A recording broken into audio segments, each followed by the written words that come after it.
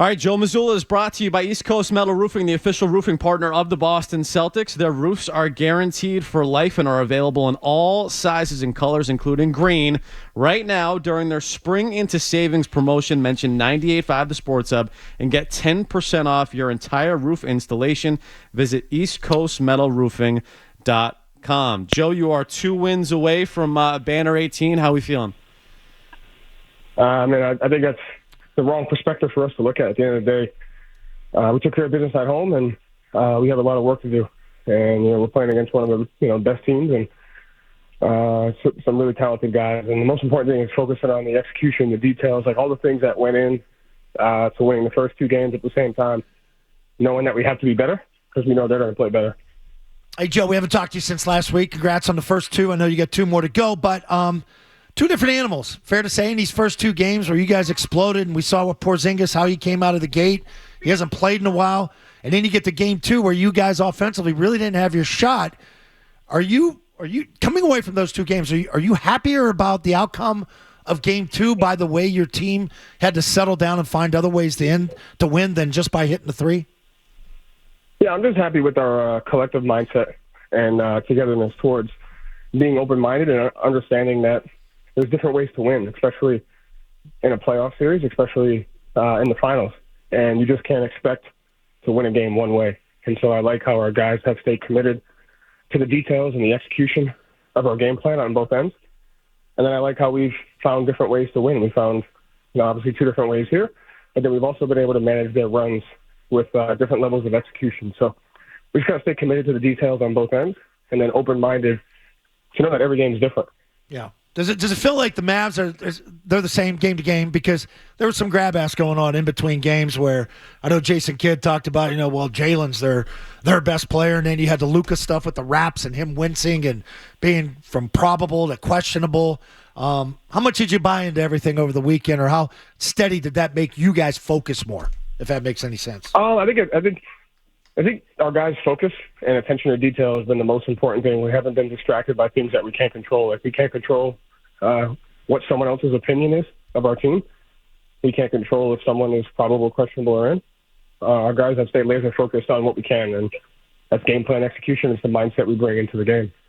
When it comes to Kristaps Porzingis, it looked like he kind of got banged up at the end of game 2. How's he doing health-wise, and do you expect him to be ready to go for game 3? Yeah, he's feeling better. He's making sure that he makes it possible to be available and making sure he's taking care of everything. And we're heading to the gym here in about an hour, and he's doing everything he can to make sure that when he's out there, he gives us the best chance to win. And he's been great for us, since he's come back. Joe, speaking about Kristaps Porzingis, how difficult have these last 40-plus days been for him to get to a point where he can be out there, and what is your confidence level that he can be available for you for the next 2 to 5 games, not just game 3? Yeah, I don't want to speak to what it's been like for him individually because I'm sure people process things differently. But I really appreciate and have a lot of respect for how he's handled this whole journey. Coming into the season, the patience that he showed, wanting to be a part of the team, during the rehab process, never missing anything, taking it very serious. His ability to come back in game 1 and have a great impact on both ends of the floor, and fighting to do that in game 2. So I just have a lot of confidence in who he is and how he carries himself, and really his professionalism and his mindset. So it's been great for us, and we need that to continue. Joe, I got to ask you about the Payton Pritchard shot. I heard you after the game, and you really credited him for having the courage to take that shot. I didn't realize that this was a thing, like end of half, end of quarter, where it affects some guys' shooting percentage, and you viewed it differently. That, man, he's in the game because that's his job to do that and to be selfless. This is a real thing, huh? Payton's one of the most competitive people I've ever been around, and he's selfless, and all he cares about is winning and doing whatever it takes. And that shot right there shows that, because there are a lot of times where guys will shoot it after the buzzer when they don't want to miss it. But, if you study momentum changes in big games, how you end the quarter plays a huge part in how you start the next quarter, and can play a huge part in the momentum of the game. And so it's a huge credit to him. He takes pride in that. He practices that, and he understands the impact that it could have on a game. So It was awesome. I mean, he goes from 6 to 9. They're knocking on the door. They cut it to 6. That goes right back to 9. The momentum's there. But you may tell me, like, the other 4 guys wouldn't take that shot?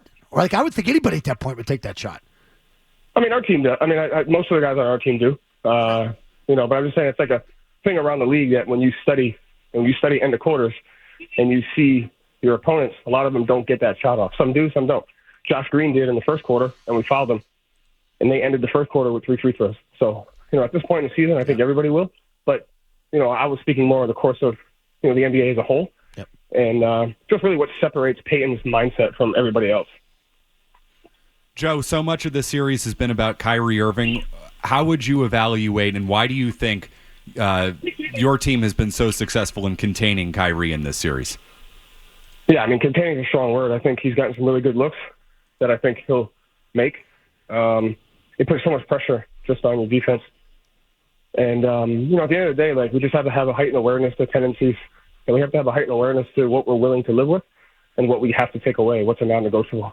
And so I think for the most part, we've executed the game plan from personnel tendencies, but I also think we have to be better because I think there's some looks that he got that, he'll knock down, especially at home. So we got to be even better this game. And you're talking about containing players. Luka Doncic's obviously tremendous. What goes into the decision to single cover him, compared to putting 2 guys on him? There's been so much made about, teams' approach and willingness to double Luka. It doesn't feel to me like you've done a lot of that in this series. What goes into that decision-making? I mean, everything depends on the game is connected. And so sometimes people look at the game as its own entity, like offense is separate from defense or defense is separate from offense or individual defense is separate from team defense. It's all connected, and one thing can impact the other. And the biggest, thing for this series is making sure we play well-connected basketball. And, you can't defend them unless you attack them well. And you can't attack them well unless you defend well. And so it's just having an understanding of the connectivity of the game, making sure we're dominating those transitions, those margins. But also, every game is different. And, we have to be ready to go to anything necessary in order to get stops and to change the impact of the game. Joe, I know you've been locked in with the finals, but I did want to get your thoughts quickly on the other big story in the NBA over the last few days, and that was Dan Hurley turning down the job with the Lakers. I know you're a big fan of Dan Hurley, but I was wondering, since you... Tim's a UConn hack, Joe. I am I'm a UConn diehard. But I do, since you've coached in college, since you were a big-time college player, what do you think the biggest transition from coaching in college to the NBA is for a coach?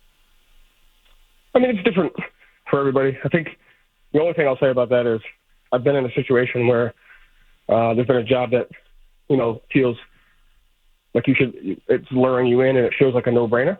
But because of some of the things that are important to you as a person and maybe your family, you go with a different decision for whatever reason. So I kind of been there the first year where the Celtics offered me a spot, and I decided to stay in D2. So, I think you learn a lot from the decisions of other people and what goes into those. So that's kind of what I took from it.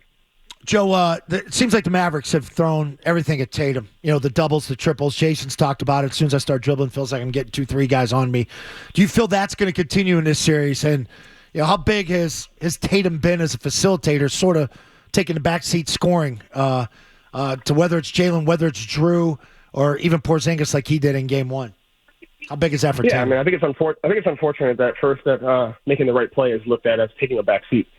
I don't think he's taken a back seat at all. I think he's actually been more aggressive by welcoming 2-on-1s, welcoming opportunities to make plays, and finding the right balance. So I think we just look at it differently. I don't think he's taken a back seat. I think he's been super aggressive in manipulating the defense, taking what the defense gives him, and making the right play. Yeah, I'm not saying it to you. I just think that's the narrative coming out of these first 2 games. He still had his 22 shots. I don't think he took a bad shot the other night. Do you feel just like it's going to come? Like, I agree. Once he starts knocking them down, he's going to get in that groove. Yeah, I mean, I think it's the classic case of if you make a couple. I thought he got some great looks at layups that I thought just kind of rimmed down. I thought he got great looks, and if those go in, it's a complete dominant performance. But I just love his mindset. Like, he goes into every game just figuring out how the defense is guarding him and how he can make the greatest impact. And he's just been amazing for us on both ends of the floor. We got to continue that. Joe, just real quick on mindset, because I know that's so big for you and approach. Do you feel that the team has approached the first 2 games in a good way, making the right decisions on the court, you name it? How do you feel about approach and mindset that you've seen from your team in the first 2 games? Yeah, I think it's been great. I think we've had a complete understanding of what the game plan is. We've had an awareness to the game, being different. Being up by a lot in game 1, being down a little bit game 2. Even when it was close, the guys are doing a great job of just staying emotionally tough on focusing on the execution on both ends. Are we playing the right way? Are we, doing what we need to do on both ends of the floor? I think the guys have been into that, and the test is, how do you handle success? How do you handle the situation that you're in, knowing we're going into an environment where we're going to get Dallas' best shot for the rest of the series? All right, he is Celtics head coach Joe Mazzulla. Joe, thanks for the time and good luck down in Dallas. Hey, thanks, guys. See you, Joe. Good luck, bud. Later. Hey, say hi to Beetle for me. I will, man. He did. He's not grinding, Joe. We're all grinding. Finals, too. Unbelievable. Yeah, finals. Take the day off, man. Yeah. All right, buddy. I'll see you, Joe. You dumped him. Did you just cut? Jesus Christmas, McCone. Hung up Sorry, on the Joe. coach? Joe Mazzulla off? He just had a great line. He was about this relationship. Jesus Christ, McCone. I mean, I got Bertrand's back. No, I got Bertrand's back. I'm not going to have it. I'm a team guy, team first guy. And you know what? Joe would actually respect that mindset. I'm a Joe Mazzulla guy for doing that. Have your teammates back.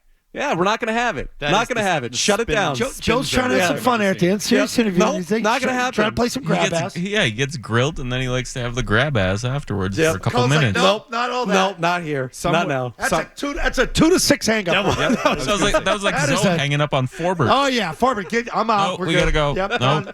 Derek, thanks. Good luck. Felger's Tell the garbage truck.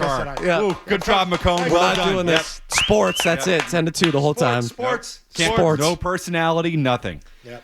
If you like that clip, check out more videos from Zolak and Bertrand here. For more Celtics analysis and opinion, hit this playlist. And for all the latest from the Sports Hub, download the app at 985thesportshub.com.